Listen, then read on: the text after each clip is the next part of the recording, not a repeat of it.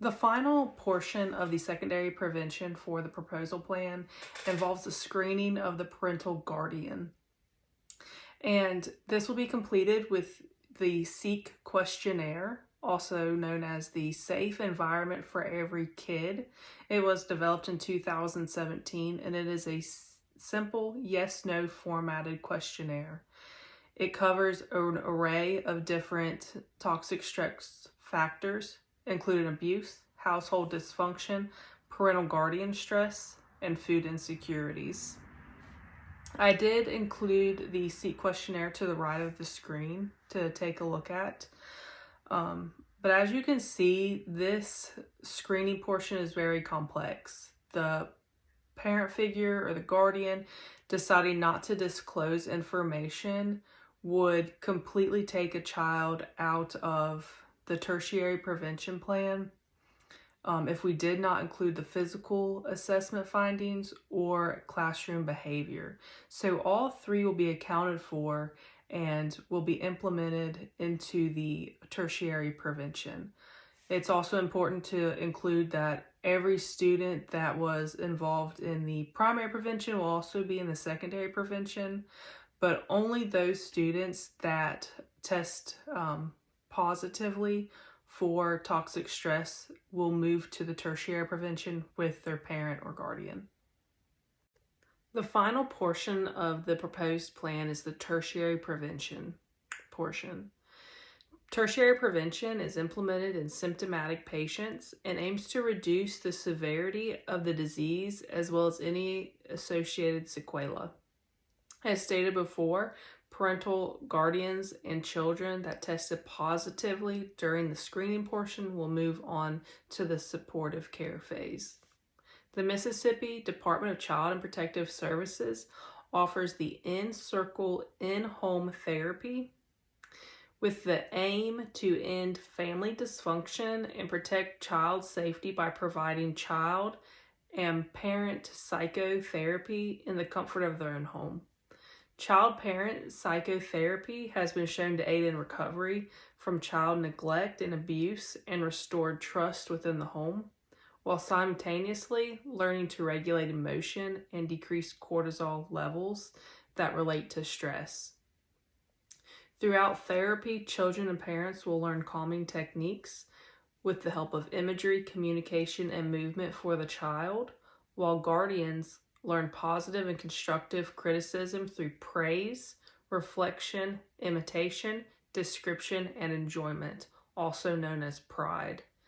The psychotherapy is 1 hour a week for 10 weeks to ensure complete therapy without early termination. Stakeholders are individuals or organizations that engage in a mutual benefiting relationship towards the organization and program goals. Key stakeholders in the proposed plan include the preschool-aged children and their parents due to receiving the effects of the outcome of participating in the education, screening, and supportive care of the plan. The Mississippi State Department of Health and the Doctor of Nursing Practice Advanced Practicing Nurses are the leaders for the proposed plan.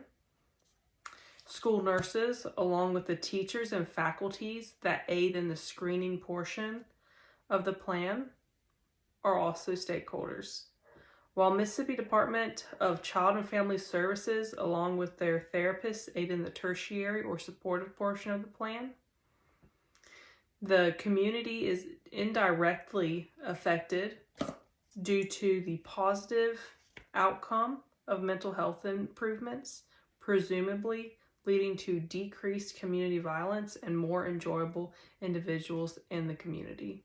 So there are a lot of different people that are involved, and the outcome should be great for the community in which the children and parents and all the faculty and organizations live. Challenges and barriers include limited literature availability of toxic stress screenings in correlation to mental health improvements in preschool-aged children, costs associated throughout the plan include educational material, screening, and therapy costs are of concern.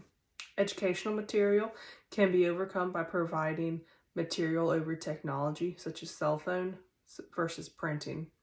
Screening for each child can cost roughly $9 to $13, and an hour of therapy ranges from $65 to $100.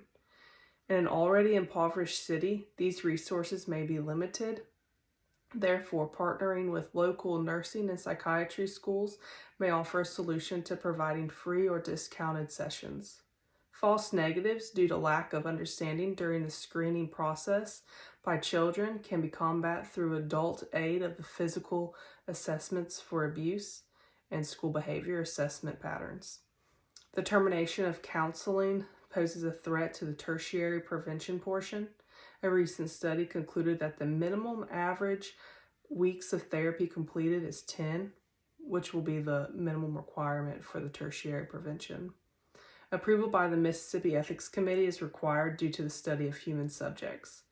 The DNP profession encounters health policy implications due to the limited scope of practice and resources, along with the lack of interest of subject matter and or leadership that poses a threat due to the required Mississippi Ethics Committee. To combat this issue, becoming active in the political system, specifically bipartisan support to aid in providing research driven by nurses to policymakers, is imperative. Evaluation of the outcome will be determined by using a pre- and post-assessment of utilizing the Perceived Stress Scale.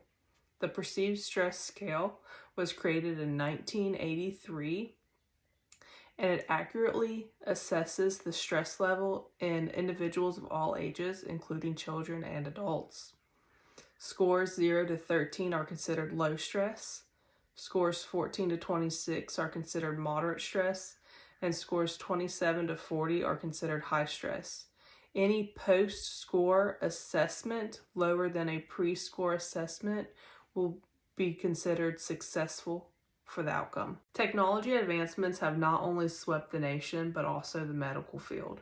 Telemedicine, also known as telehealth, connects providers with patients virtually to discuss appointments, checkups, diagnosis, or review lab results.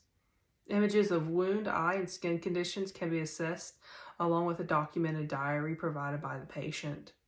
Telemedicine can be used in a variety of different medical specialties, including but not limited to physical therapists, dietitians, and nurse practitioners. In small rural communities, this becomes extremely important due to specialists being hours or even states away.